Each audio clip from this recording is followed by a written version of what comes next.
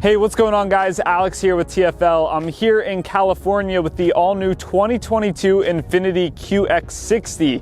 It's one of their best sellers. It's their mid-size luxury SUV. It's a big deal for Infiniti, and for 2022 they made a ton of changes, giving it new exterior styling, an all-new interior, and a new powertrain as well. So in this video we're going to take a deep dive into the all-new 2022 QX60. Let's jump right into it. So this is the cousin to the all-new Nissan Pathfinder, and while they do look a little bit similar, it's pretty easy to tell that this is the more luxurious version of the car. So starting up front, you have a big grille, nice and in your face, but not overdone. You don't have a massive logo that's showing off you have an Infiniti. It's subtle, and I like the look of it. Nice squinty headlights up front. They kind of streamline the look of it, and not quite as bubbly as the outgoing model. Really a sharp looking car all the way around. Cool wheel design. You have a little bit of contrast in there with this silver and gray. These are 20-inch wheels. Most of the QX60s will come on 20-inch wheels, but the base model will get 18s. And then this being the autograph version of the QX60, the highest end trim, you're gonna get some additional contrast. So we have a contrasting roof here. Only on the autograph version, you're gonna get this black roof, and I really like how the D-pillar is kind of hidden in here. It's really hard to tell that there's even a pillar there. So really cool design, and that's even carried through into the mirrors. So this QX60 happens to be red. Bottom half of the mirror is red and the top half is black. Really sharp looking rear end on this QX60. It's modern, it's sleek, it's elegant. I like the look of it a lot. The taillights are kind of connected through this single piece of black trim back here. Overall, I think it's a really sharp looking car. The one thing that I am gonna complain about is this back here. These are fake exhausts and they're pretty massive. So nothing under the left side, but if you peek under the right, you do have a functional exhaust back there. I get it, a lot of manufacturers are doing fake exhausts, but these are just really big and in your face for what they are. So I wish those were toned down just a bit.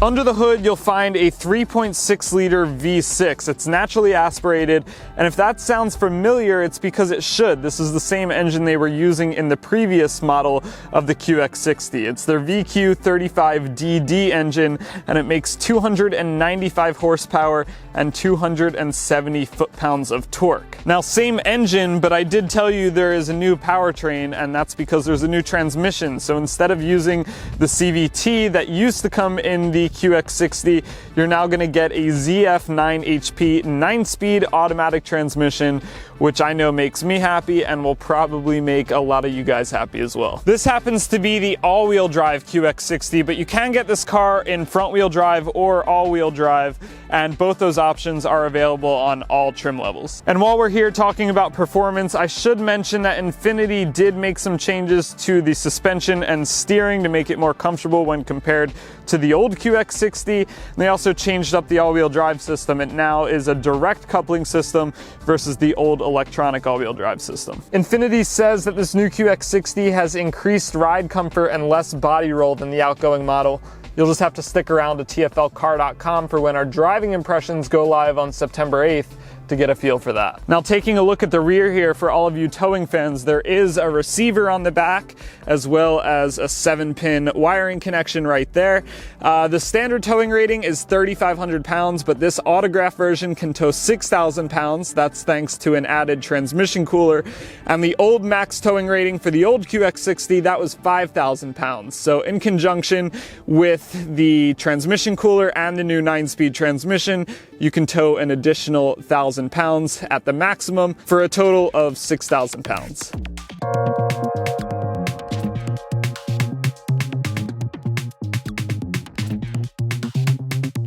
All right, let's step into the interior of this new QX60 because for one, it's beautiful in here, but also There is a lot to cover, and they made some major changes when you compare this to the old QX60. The first thing you'll notice right off the bat is the seats and the material. This is the saddle brown leather interior, and it's the autograph trim, like I've been saying, so you get this contrast piping as well as the quilted leather, and the quilted leather carries up onto the dash. A little unfortunate that you can only get that on the highest end trim, because that is a really, really good look, and I am just falling in love with it.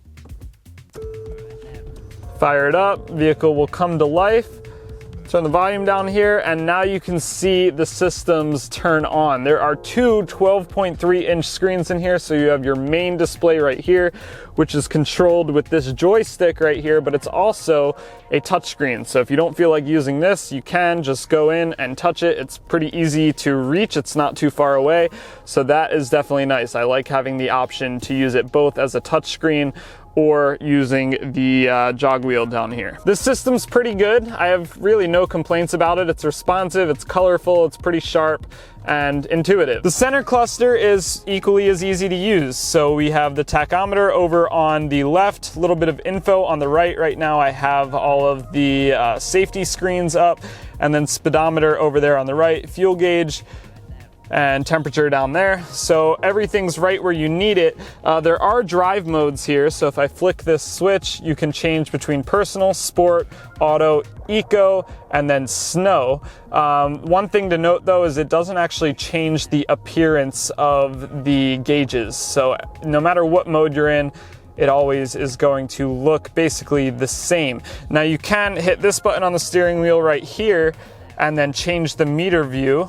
So if I do that, you can see that it kind of moves the dials over to the side, and then you just have more real estate in the center for whatever information you have pulled up. So you can cycle through the different safety functions there, but you can also, you know, go to settings, leave it on the home screen, trip computer, tire pressure, and all the vehicle information, navigation, music. So lots of info there and a little bit of customizability as well. Also, Nissan and Infiniti have been pushing pretty hard on the driver assistance and safety features. So all the QX60s are going to come standard with predictive forward collision warning, rear cross traffic alert, and lane departure warning with a haptic steering wheel feedback, which is actually pretty cool. It kind of feels like you're riding over rumble strips as you're going down the road and crossing the line on either side. Now, right below the main infotainment screen is all the climate control and audio settings for this vehicle. So you can see I've got my heated seat cranking right now. It's pretty cold here around Napa in California. You've got physical dials here for the climate on both driver and passenger side, as well as a physical volume knob. The rest of these controls are all haptic touch, so you get a little vibration under you. They click in slightly, but they're pretty easy to use. I've had no problems adjusting to that as well. Ventilated seats, because this is the autograph version. And then if I go into menu here, you can actually see massage settings. So I have massaging seats. I can turn it on right there. And then there's a couple different settings. So relaxing, refreshing, and then lumbar. Overall, I think this is a much better system with the touchscreen and the dial down here than you would find in the Acura MDX, which is the main competition for this vehicle.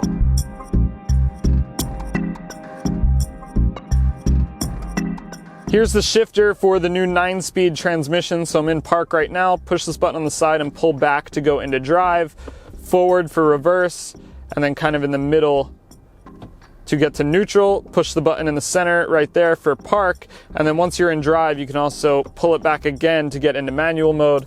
And you do have paddle shifters on the steering wheel. Wireless phone charger right here. And then behind it, you have two USB ports, a USB-C and a USB-A for charging. This does have wireless Apple CarPlay, but wired Android Auto.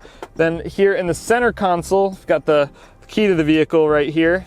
And I wish this was a little more luxurious feeling. It's a little plasticky, but a little bit of storage in there. You've got an additional USB type A port and then a 12-volt socket as well. Because you have this electronic shifter, they're able to make a pass-through under the front console. So you have a little bit of additional storage there.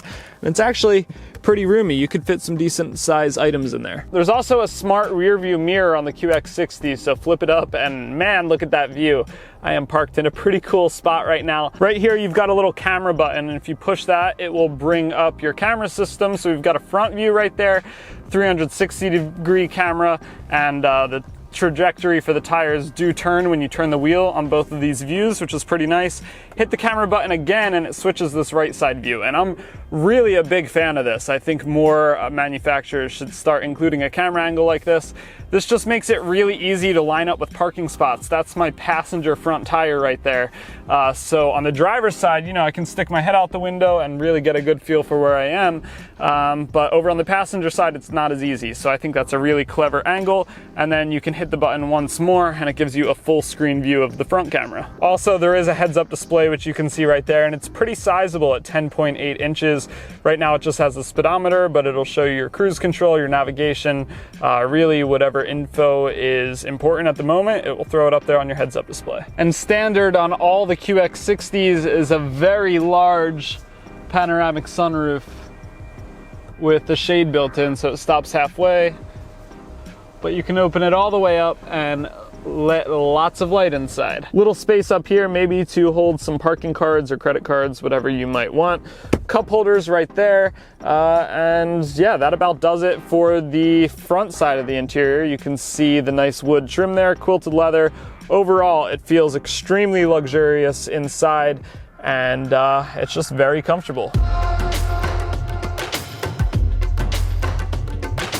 The QX60 is a 7-passenger vehicle, but this one is actually only a 6-passenger vehicle, and that's because it's equipped with these second-row captain's chairs and this removable center console back here. But it's pretty roomy in this interior, 140.6 cubic feet of total interior volume, and you've got the same nice quilted leather seats here, heated seats in the rear on this one.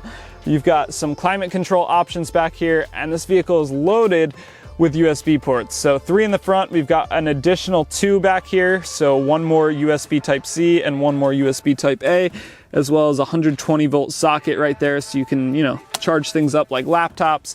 Climate control system all right there, cup holders, and then a pretty big storage pocket. A little bit of an armrest to make this a true captain's chair right here. And yeah, that about does it for the second row. You do have these sunshades here, which you can manually retract and make some shade for the rear seat passengers. Now to get into the third row, you just press this button right here. The seat lunges out of the way, and then you can step back. And not quite the same nice look on these rear seats, but they still look decent. They sloped this seat forward a little bit more and also widened this area in the rear door, so it's easier to climb into the back. And you can also leave a car seat in the seat when you fold it, or when you rock it forward, because the backrest doesn't change position relative to the bottom cushion. I'll climb back here just to give it a feel. So yeah, I'm running out of knee room a little bit, but the seat in front of me does have some room to slide forward. It's all the way back right now, so you can make some additional space back here. And to go along with the theme of cup holders and USB ports, you've got 2 more cup holders on this side with 1 more USB Type-A, and then same thing over here on the other side. The AC vents do come all the way back here to the third row as well. So the second row passengers have AC vents, but third row passengers are not left out either. All right, let's pop the rear hatch here so you can see exactly how much space there is back here. So not too bad with the third row put up. If you pull these straps here and then lower the seats, you can get much more space in the rear. Just like that. So tons of space now. You can fit a lot of cargo back here. And then to get the seats back up, you can either pull the straps right here, or you can just hold these buttons and they will automatically come back up for you.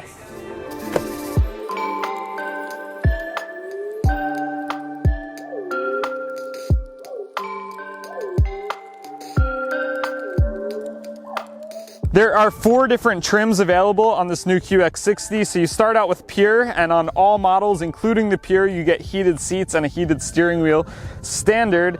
Then you move up to the Luxe. That's going to give you the 20-inch wheels, the 12.3-inch cluster, enhanced Pro Pilot Assist, remote start, and air conditioned, so ventilated front seats in addition to the heated seats. Then you move up to the Sensory. That's going to give you the in-seat massagers, which is a great feature. Heated rear seats, power return third row seats, wireless phone charger, a bunch of other options included in there as well. And then you move on to the Autograph, which is this one. That's going to give you the quilted leather interior, which looks amazing, as well as that black contrast roof, the 10.8-inch heads-up display, 6,000-pound towing rating, adaptive front lighting system, smart rear view mirror. So that just kind of gives you an idea of what you get when you step up in each grade.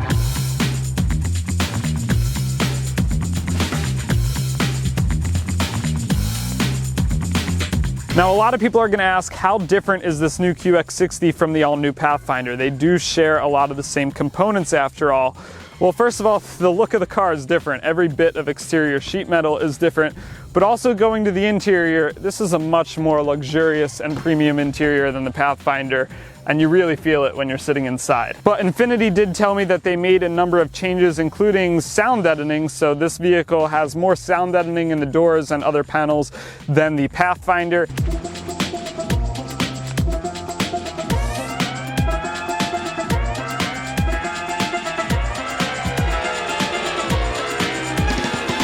Overall, I think Infiniti did a really great job with this new QX60. It's comfortable, it's very luxurious, and it feels like a good step up from the outgoing QX60. And it also feels more premium than the all-new Nissan Pathfinder, which is a good thing. They do share a lot of the same components, and it's good to see some actual noticeable separation between the two models. The QX60 competes with cars like the Cadillac XT6, the Lexus RXL, the BMW X5, but I think the main competition for this has to be the Acura MDX. This new 2022 QX60 starts at $46,850, and that's a $2,500 price increase over the outgoing model, which is significant, but you do get a lot of premium features that weren't available in the old model. All-wheel drive is a $2,000 option, except on the Autograph trim, it's gonna cost you $2,900. And the starting MSRP for a vehicle like that behind me, the Autograph all-wheel drive, comes in at $63,520. They'll be available this fall if you want to check one out, and there's 2 things I had to leave out of my review: fuel economy as well as driving impressions. So if you're interested in what this does on fuel and how it actually drives down the road, you're gonna have to head on over to TFLcar.com on September 8th so you don't miss any of that info. Anyway, thanks for watching. Drop any questions about this new QX60 down in the comments below. I'll be sure to address those in the full written review on TFL Car on September 8th. Anyway, thanks for watching. Head on over to TFLcar.com in the meantime to catch up on some other stories. Catch you in the next video.